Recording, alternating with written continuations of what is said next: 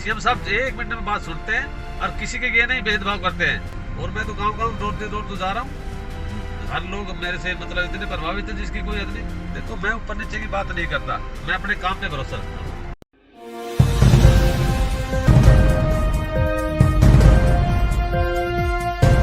नमस्कार, आप देख रहे हैं नव समाचार। मैं हूं रमाकांत उपाध्याय। हमारे साथ आज के मेहमान सुलोचन सरपंच जो कि सुखोपुर से हैं, मानेसर क्षेत्र में आता है। भावी उम्मीदवार भी इनको मेयर का प्रत्याशी कहा जा सकता है मानेसर से, क्योंकि इनकी तैयारियां जिस प्रकार से लोगों से मिल रहे हैं। जननायक जनता पार्टी में कुछ समय पहले जुड़े, हालांकि में इन्होंने भारतीय जनता पार्टी में काफ़ी लंबे वक्त से वहाँ भी सेवाएं दी हैं, परंतु अभी भारतीय जनता पार्टी और जननायक जनता पार्टी का हरियाणा के अंदर गठबंधन चल रहा है।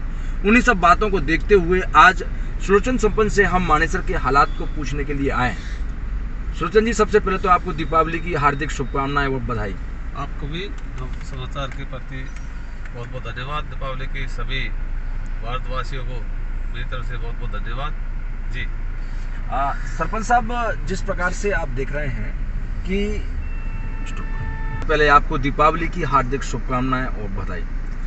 आपको भी मेरी तरफ से बहुत बहुत धन्यवाद और नगर निगम मानेसर के और हरियाणा वासियों की और पूरे भारतवासियों को मेरी तरफ से दीपावली की शुभकामनाएं। महालक्ष्मी सबके प्रति सबको सदैव बिना भाव और सबको सुख शांति रखे।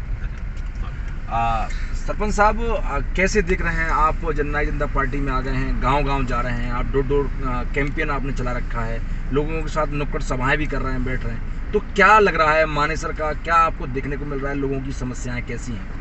देखो, हमने 24 जुलाई को अपनी पार्टी ज्वाइन की है, जननायक जनता पार्टी।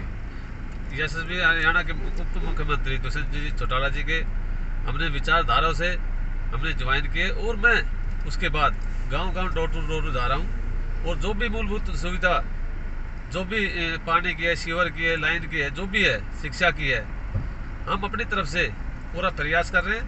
और मैं गांव-गांव फिर दिवाली के त्यौहार पे हर गांव-गांव जा रहा हूं। मैं हर सरपंच लंबड़दार को मिलके और उनकी समस्या पूछ रहा हूं। जो भी भाई अपनी किसी भी समस्या को जो भी बता रहे हैं, हम डिप्टी सीएम साहब से मिलके और अपनी पार्टी के जो भी अधिकारी है उनके मिलके उनको सबसे अपना काम कराएंगे इलाके का। और हमें कोई दिक्कत नहीं कहीं भी। हम 10 साल सरपंच रहे, हमें कभी भी किसी से कोई दुर्वेश नहीं है। हम समाज के प्रति काम करते रहे, चाहे जहाँ किसान की बात हो, चाहे अपनी अरेंजमेंट की बात हो, हमने मुद्दा हर चीज़ का उठाया है। कभी भी हम कोई वो समाज के लिए काम करते रहेंगे, ये एक हमारा देता है। सरपंच साहब, आपने पहले भी यहाँ अंडरपास को लेके भी मांग उठाई, उस पर लगभग कार्य हो रहा है, और भी पानी की, खासकर लाइन की, पानी, सब पानी की बड़ी यहाँ किल्लत है, तो उसके लिए क्या प्लानिंग है आगे की? अभी 10 दिन पहले डिप्टी सीएम साहब आए थे, तुरंत प्रभाव पड़ा। आपके सामने सारे अंडरपास 90% बन गए, 10% काम बाकी रह रहा है, अभी भी होने लग रहा है। सीएम साहब 1 मिनट में बात सुनते हैं और किसी के ये नहीं भेदभाव करते हैं। वो जैसे भी कोई भी व्यक्ति चले जाता है, इसमें ये नहीं भाई कोई बिचौलियों की जरूरत है। मतलब डिप्टी सीएम ऐसे जननायक जनता पार्टी के पूरे भाई, जो भी कोई भी व्यक्ति जाता है पार्टी की बात नहीं, ना किसी की और बात करता है, सीधी ये बात कहते हैं, आओ उनमें से काम कराओ। सरपंच साहब, दूसरा ये कि लोगों में एक आवाज़ भी है, मैंने काफ़ी समय से सुना भी, कई लोग कहते भी हैं कि इस बार सुलोचन सरपंच जी हो सकता है कि इस बार चुनाव लड़ेंगे मेयर का। तो क्या लगता है, इस बार जननायक जनता पार्टी आपको टिकट देगी और आप चुनाव लड़ेंगे? देखो, पार्टी ने मौका दिया तो बिल्कुल चुनाव लड़ेंगे। और मैं तो गांव-गांव डोर तो जा रहा हूँ। हर लोग मेरे से मतलब इतने प्रभावित है जिसकी कोई हद नहीं। मेरे अंदर कोई कभी काटते ही नहीं लोग बाग। मैं तो हर आदमी की सुनता हूँ, कोई भी व्यक्ति, चाहे कोई छोटा है, कोई बच्चा है, कोई जवान है, मैं कभी भी किसी को निराश करके कभी घर से नहीं भेजता। और अभी मैं एक हादसा हो गया था नखडोले में, वहाँ भी मैं 51,000 रुपये देख का हूँ। और किसानों में वहाँ भी मैंने 51,000 रुपये 56,000 दे रखे। तो मैं तो कहीं भी जो भी सामाजिक कार्य है, मैं कभी भी पीछे नहीं हटता। और जैसे भी पार्टी हमारे को आदेश देगा, मैं तैयार हूँ। सामाजिक कार्यों में आप जिस प्रकार से निरंतर अरेंजमेंट की बात हो, चाहे किसानों की बात हो, चाहे और भी समाजों के कार्य हों, लोग आप कहते भी हैं, आपने कई रोड और स्ट्रीट लाइट के भी छोटे मोटे काम भी करवाए हैं अपने क्षेत्र में। आप सरपंच रहे तब भी आपने, तो क्या अब आपको लगता है कि अब जो मेयर की जो ये सीट बन गई है, मानेसर जो नगर निगम बन गया है, तो इसमें आपके सामने भी बहुत सारे लोग रहेंगे, तो वो आपके समाज के भी होंगे, तो क्या आप देखते हो, आपका क्या है उनसे इक्विवेलेंट है, आप उनसे कितने ऊपर नीचे हैं? देखो, मैं ऊपर नीचे की बात नहीं करता, मैं अपने काम पे भरोसा रखता हूँ। मैंने सिर्फ काम से मतलब है। देखो, कौन ऊपर नीचे तो अब पब्लिक समाज देखेगा। मैं तो सिर्फ अपने काम से, मैंने अपने 9 करोड़ रुपए अभी मंजूर हो जाएंगे। डिप्टी सीएम साहब ने हमारे तकरीबन होगी बात, उन्होंने शिक्षा अधिकारी को सबको दे दिया लेटर, हमने दिवा दिया। तो कहने का मतलब जो भी हम काम लेके जाते हैं समाज के अंदर, और मेरा कोई भी, हमारा जितने भी भाई कैंडिडेट हैं, कोई दिक्कत नहीं भाई, सबका अधिकार है सबका लड़ने का। हमारी तरफ से कोई भी भाई लड़ता है इलेक्शन, हमें कोई दिक्कत नहीं है जी। हमारे साथ सुलोचन सरपंच सुखोपुर मानेसर से मौजूद बीच में हैं। उन्होंने कई बातों को लेकर चर्चा कही और उन्होंने यह भी बताया कि जो कि किसानों को लेकर बात हो या फिर नखरोला की कोई बात हो, सामाजिक जहाँ भी कार्य होते हैं तो वहाँ पे वो अपना सहयोग करने में कभी पीछे नहीं हटते हैं।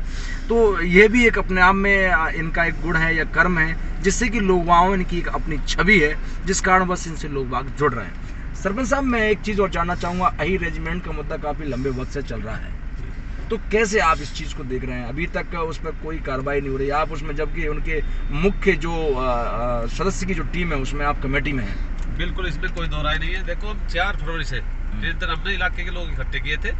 उसके बाद 13 फरवरी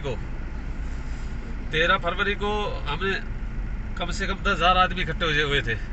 उस टाइम हरियाणा प्रदेश के मुख्यमंत्री ने हमें कमेटी के लोगों ने बुला लिया था और उन्होंने आश्वासन दिलाया था हमारे को। उन्होंने ये कहा था, मैं आपकी बात आगे रख के रक्षा मंत्री राजनाथ सिंह से, और मैं आपकी बात आगे पूरी रखूंगा। फिर 23 मार्च को हमारे लोग कम से कम 50-60 हज़ार आदमी इकट्ठे हुए थे। आप लोगों ने सबके सामने है, उस तस्वीर को तो कोई मिटा ही नहीं सकता।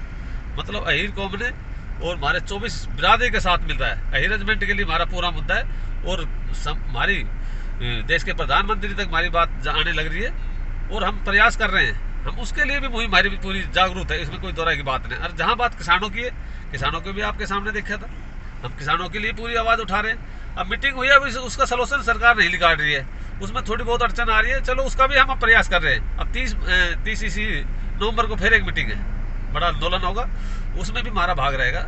हम समाज के लिए पीछे कभी भी नहीं हटेंगे।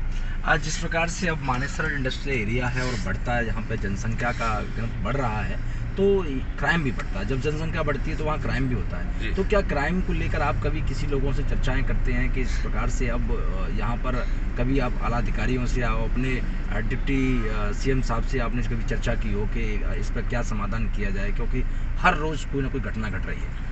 ऐसा हमारे इलाके का हमारा थाना पड़ता है वाटिका में।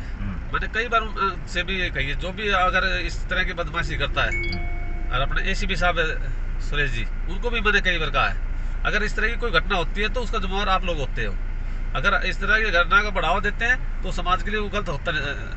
तो इस तरह की जो बढ़ावा अगर देते हैं, ना मैं उसके साथ हूँ, ना कोई अधिकारी के साथ हूँ, ना समाज के साथ हूँ। मैं हूँ समाज के साथ, जो जिसके लिए बुरा होता है उसके साथ। हित की बात होनी चाहिए। बदमाशों के लिए हम बिल्कुल भी ना साथ है ना साथ रहेंगे, और बदमाशों को उखाड़ने का काम हम समाज करते रहेंगे। हमारे बीच सुलोचन सरपंच इस प्रकार से उन्होंने अहीर रेजिमेंट की बात की कि 4 फरवरी से निरंतर अभी तक धरना चल रहा है अनिश्चितकालीन, परंतु अभी तक उनको सरकार, भारतीय जनता पार्टी की सरकार केंद्र में बैठी है, और उसकी तरफ से अभी तक कोई भी ऐसा संदेश प्राप्त नहीं हुआ कि अहीर रेजिमेंट का गठन सेना में होगा। परंतु ये अपनी मांग को लेकर निरंतर बैठे हुए हैं। इन्होंने सर्दी भी देख ली, गर्मी भी देख ली, अब बारिश भी देख ली, अब एक नई सर्दी फिर इनके सामने एक चुनौती है, जो कड़ाके की ठंड पड़ती है दिसंबर और जनवरी के 15 से 20 दिन में, उसमें भी ये लोग क्या, जब तक इनकी कोई सुनवाई होगी। सुलोचन सरपंच का कहना है कि हम निरंतर बैठे रहेंगे, सरकार से अपनी मांग करते रहेंगे। हम सरकार के बीच में हैं, सरकार के बीच में फिर भी, क्योंकि ये सामाजिक कार्य है और सामाजिक कार्य में कभी पीछे किसी को नहीं हटना चाहिए। सुरक्षा को लेकर भी इन्होंने अपना बयान दिया कि निरंतर वो यहाँ के अधिकारियों से संपर्क करते रहते हैं, लोगों के बारे में जानते रहते हैं, कोई गलत हो रहा है उसको रोकने की प्रयास भी करते हैं। आप देख रहे हैं नव समाचार। धन्यवाद।